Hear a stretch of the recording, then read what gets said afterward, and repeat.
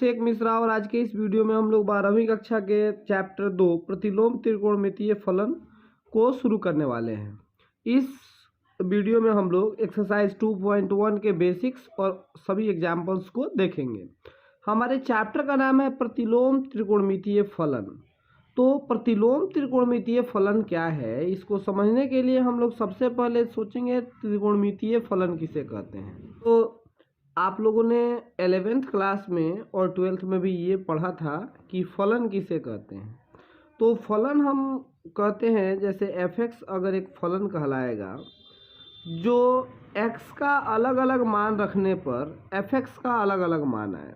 जैसे f(x) बराबर 2x check करते हैं कि एक फलन है कि नहीं। तो f(1) रखने पर ये 2 गुना 1 बराबर 2 हो जाएगा। वहीं f(2) रखने पर 2 गुना 2 बराबर 4 हो जा रहा है। मतलब f के अलग अलग मानों के लिए, x के अलग अलग मानों के लिए f(x) का अलग अलग मान आ रहा है। तो f(x) बराबर 2x एक फलन है। उसी प्रकार अगर f(x) बराबर अगर हम sin x लेते हैं तो x का मान f 30 डिग्री लीजिए, तो ये हो जाएगा sin 30 डिग्री, और sin 30 डिग्री का मान होता है 1/2। फिर हम f का मान लेते हैं अगर 45 डिग्री, तो ये हो जाएगा साइन x के जगह पे 45 डिग्री, और इसका मान हो जाएगा √3/2, नहीं 1/√2। तो यहाँ जब x का अलग अलग मान ले रहे हैं तो f(x) का अलग अलग मान आ रहा है। तो अतः f(x) बराबर sin x भी एक फलन है, और वह फलन जिसमें साइन, कॉस, टैन, कॉसेक, सेक, कॉट ये सब आए तो इनको हम लोग कहते हैं त्रिकोणमितीय फलन। तो त्रिकोणमितीय फलन क्या कहलाता है, ये तो आप जान गए कि वह फंक्शन जिसमें त्रिकोणमितीय निष्पत्तियां शामिल हो, जैसे साइन, कॉस, टैन, कॉसेक और सेक और कॉट, ये 6 जहां आ जाएं जिस फलन में, उसे हम लोग त्रिकोणमितीय फलन कहते हैं। अब बात आती है कि प्रतिलोम किसे कहते हैं। तो प्रतिलोम का मतलब होता है उल्टा। जैसे मान लो कि यहाँ x y बराबर z हो, तो ये y बराबर जो x होता है यहाँ, तो ये यहाँ जाके नीचे बटे में चला जाएगा, वो गुना में है। और इसको अगर हमें ऊपर भेजना हो तो y बराबर z इंटू एक्स इनवर्स कर देते हैं, x⁻⁻1 कर देते हैं। तो पावर -1 का मतलब है कि ये बटे में है। ये चीज़ें तो बेसिक चीज़ें हैं जो आप लोगों ने छोटी छोटी कक्षाओं में पढ़ी होंगी। तो यहाँ से हम समझ गए कि प्रतिलोम क्या होता है और त्रिकोणमितीय फलन क्या होता है। तो हमारे चैप्टर का नाम है प्रतिलोम त्रिकोणमितीय फलन। इसमें हम लोग सीखने क्या वाले हैं। अब नीचे ये जो मैंने कुछ लिख रखा है, तो इसको हम लोग थोड़ी देर के बाद डिस्कस करेंगे। पहले मैं आपको और बेसिक्स बताता हूँ। देखो, ये चैप्टर बहुत आसान है क्योंकि इस चैप्टर में कुछ है नहीं। सवाल में तो सवाल बनाने में एकदम सबसे आसान चैप्टर आपको यही लगेगा, लेकिन इसके बेसिक्स को हम लोग कुछ समय दे के समझ लेते हैं। आपने देखा है कि साइन 30 डिग्री का मान क्या होता है, 1/2 होता है, और हमें कह रहा है कि इसका प्रतिलोम कर दो। तो जैसे हमने ऊपर किया तो यहाँ 30 डिग्री बराबर साइन इनवर्स 1/2 हो जाएगा। अब ये यहाँ मल्टीप्लाई नहीं है कि यहाँ बटे में आके होगा, बस आपको मैंने समझाने के लिए वो उदाहरण दिया था। और ये होता है इनवर्स त्रिकोणमितीय फलन, मतलब प्रतिलोम त्रिकोणमितीय फलन। यह आप देखेंगे कि अगर मान लीजिए जैसे कॉस 45 डिग्री का मान क्या होता है, 1/√2। तो आपसे उल्टा इसका पूछेगा कि कॉस इनवर्स 1/√2 का मान क्या होगा, तो आपको लिखना होगा 45 डिग्री होगा। ठीक है, बस यही इस चैप्टर में हम लोग सीखने वाले हैं, बाकी कुछ है नहीं। अब बात आती है कि सर आपने ये घेर के क्या लिख रखा है, तो अब इसके बारे में हम लोग सोच लेते हैं। आप जानते हैं कि त्रिकोणमिति में 6 निष्पत्तियां होती हैं, जैसे sine, cos, tan, cosec, sec और कॉट। ठीक है, तो इनका व्युत्क्रम क्या होगा? साइन इनवर्स, कॉस इनवर्स,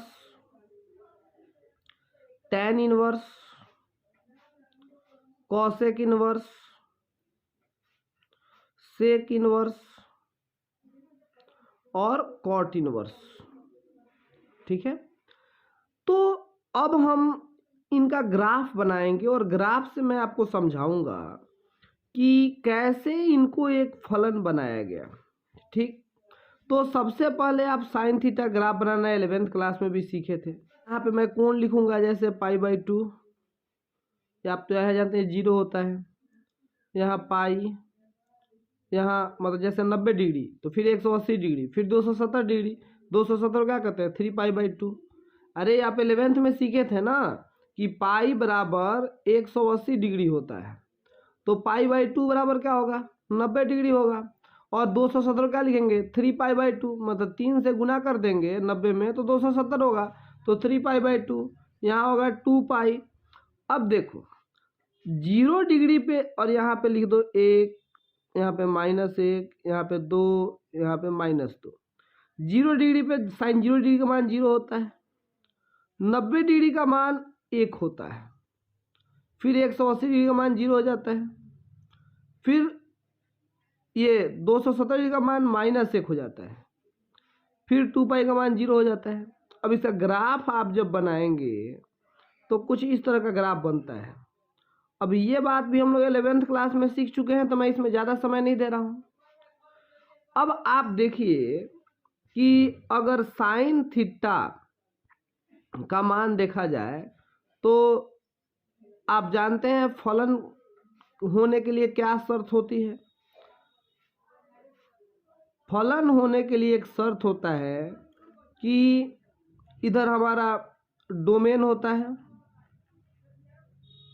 माने प्रांत, और यहाँ पे रेंज होता है मतलब परिसर। तो प्रांत का कोई अवयव खाली नहीं रहना चाहिए, है ना, और प्रत्येक का इसमें अपना एक अलग एलिमेंट बनना चाहिए, अलग अवयव होना चाहिए, प्रतिबिंब बनना चाहिए, तब जाके वो फलन कहलाता है। तो अगर मान लीजिए कि साइन 0 डिग्री, साइन 0 डिग्री का मान देखते हैं, तो यहाँ 0 का मान क्या होगा 0 होगा। फिर अगर हम 30 डिग्री रख लेते हैं तो 1/2 हो जाएगा, 45 डिग्री रख लेते हैं तो 1/√2 हो जाएगा। तो यहाँ कुछ भी हम रख लें, जैसे देखो ना यहाँ पे हर एक पॉइंट पे कुछ ना कुछ तो रख सकते हैं, जैसे यहाँ 90 डिग्री है या 0 डिग्री, तो इसके बीच हर एक पॉइंट पे मान रखेंगे और सबका कोई ना कोई प्रतिबिंब आएगा, अलग अलग प्रतिबिंब आएगा। फिर यहाँ पे हर एक पॉइंट का हमारा कुछ ना कुछ अलग अलग प्रतिबिंब आएगा। तो साइन एक्स का ग्राफ तो एक फलन है, मतलब साइन एक्स एक फलन है, fx बराबर साइन एक्स एक फलन है, लेकिन साइन इनवर्स एक्स एक फलन नहीं है। साइन इनवर्स एक्स एक फलन नहीं होता है। कैसे सर? तो जैसे इसमें अब आपको क्या करना है कि यहाँ 1/2 रखा जाएगा, आपको 0 का वहाँ उसका मान आपको 0 रखना होगा। जैसे अब इसका 2 ग्राफ बनाओ, यहाँ मैं डोमेन लिखूंगा और यहाँ रेंज, ये साइन इनवर्स एक्स का ग्राफ है। तो अगर मान लो कि यहाँ हमने रखा 1/2, तो इसका मान आपका आ जाएगा 0। लेकिन अगर यहाँ हम कुछ और मान रख दें कि जैसे मैं रख दूँ 1/4, तो इसका भी यहाँ कोई ना कोई मान आएगा।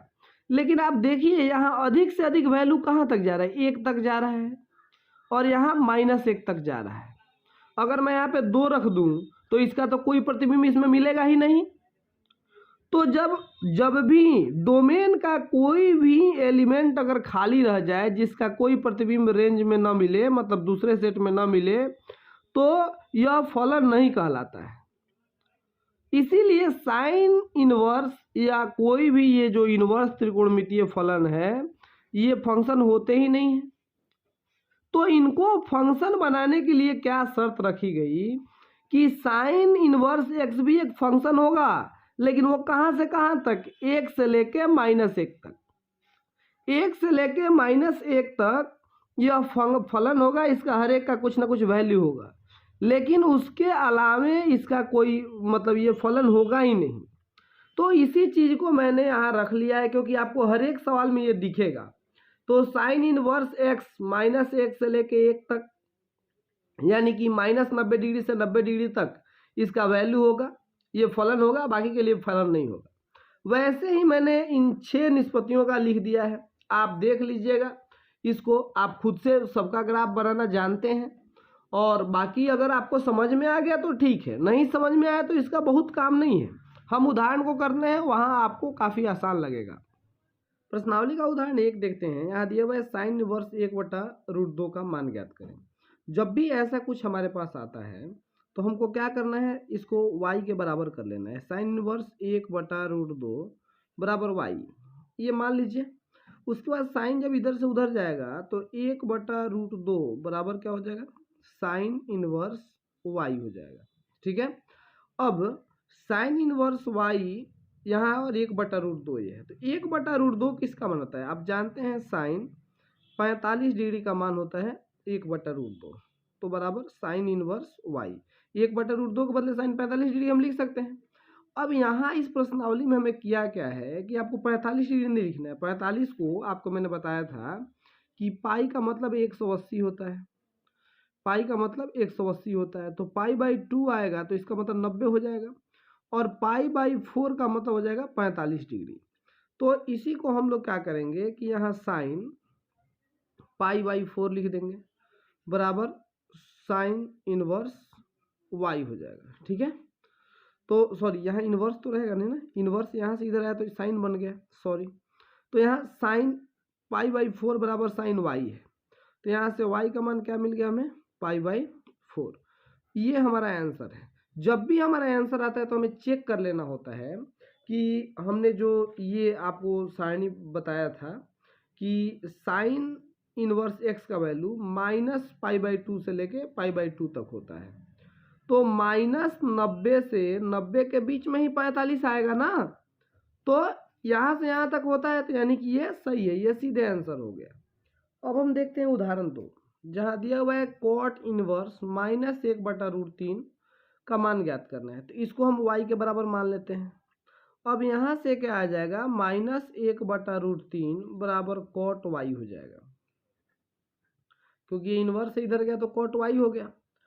अब -1/√3 जो होता है वो किसका वैल्यू होता है, तो ये होता है कॉट पाई/3 का, मतलब कॉट 60 डिग्री का। पाई/3 मैंने इसलिए लिखा क्योंकि आपको मैंने बताया कि आपको हमेशा पाई के वैल्यू में रेडियन में आपको व्यक्त करना है इस चैप्टर में, और यहाँ माइनस है तो माइनस लगा देंगे। क्यों, क्योंकि कॉट 60 डिग्री का मान 1/√3 होता है, और माइनस है तो माइनस बराबर कॉट y।